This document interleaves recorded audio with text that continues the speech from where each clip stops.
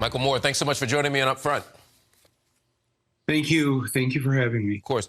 You, of course, made a very famous movie called Fahrenheit 9/11, which criticized the U.S.'s response to the attacks of September 11, 2001. You chronicled the panicked rush to allow the government to spy on its own citizens, the decision to invade Iraq, a country that had nothing to do with 9/11, and the ways that the defense industry profited off the war.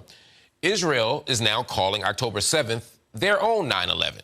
What do you make of that comparison, and do you see similarities or parallels to how the Israelis are responding? Well, ironically, it's a very apt description in the sense in terms of how the United States responded to 9/11 and how Israel is responding now. Earlier, President Biden says, hey, Israel, don't make the mistakes we made. We went looking for justice and we made mistakes.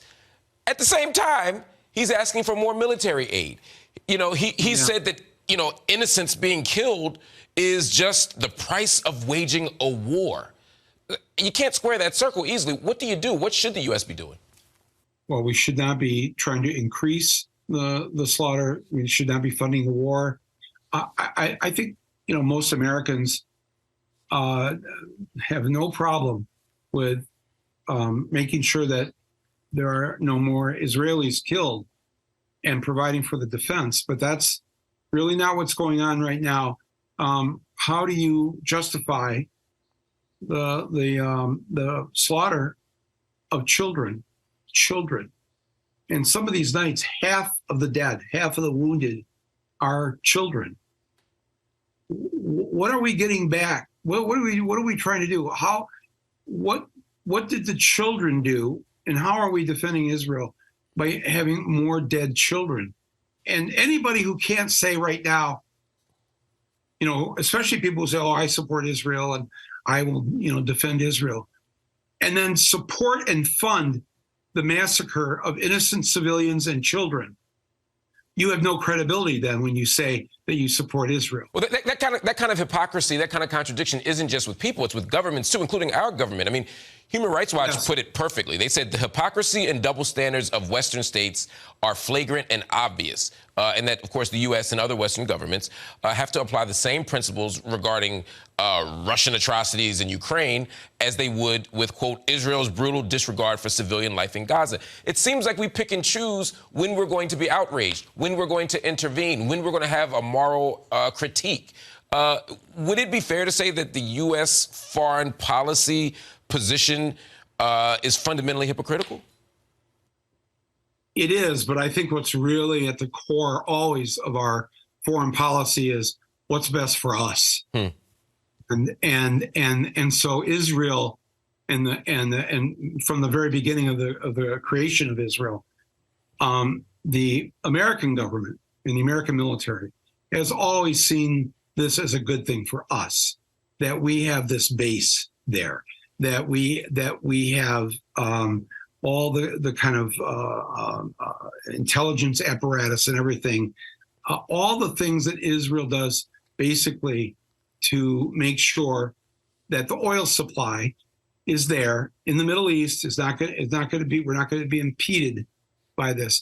And I think too, and I've had, you know, Israeli friends say to me, we get that what's really behind this, either politically or militarily wise, the United States has been using Israel in that way for many, many years. Another thing that comes to mind, though, is the role that the media plays. And again, I think back to your work.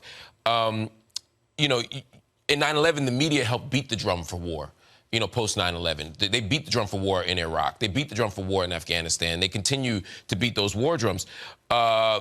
Similarly, today, we see the media adopting pro-Israel approach, pro-war approach, not as uniformly as post 9/11. There are voices urging caution.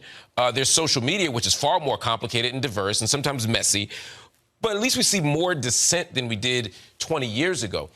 Has the media learned a lesson? Have we learned a lesson from before? I think so. I think because of the what's still going on back and forth about the hospital that was bombed. Was it an Israeli rocket? Was it a Palestinian rocket?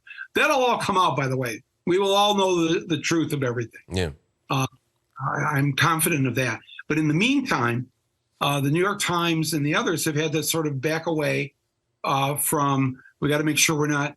We have to say every time anything that comes out of Gaza now from the Palestinians, we have to say, "Oh, this has not been independently confirmed," and right, we should all know that anyways as consumers of media. But I still don't hear anybody in the media, whenever something comes out of Netanyahu's mouth, whatever his government is saying, it should also be have the caveat attached to it. We have not been able to independently confirm what Benjamin Netanyahu is saying. And so we're in the fog of all this right now, and we don't know a lot of what, but everything that he and his government, very right-wing government, has been saying and doing must be treated with a lot of skepticism. Absolutely. And it's a right-wing government. And so sometimes with right-wing governments, right-wing media outlets are very gentle. The thing about this case is that it's not just the right-wing media that's not being sufficiently critical. It's everybody. I mean, look at supposedly centrist mainstream media outlets like CNN. I mean, they're still branding their TV coverage Israel at war, which seems to be taking sides. It doesn't feel very neutral to me.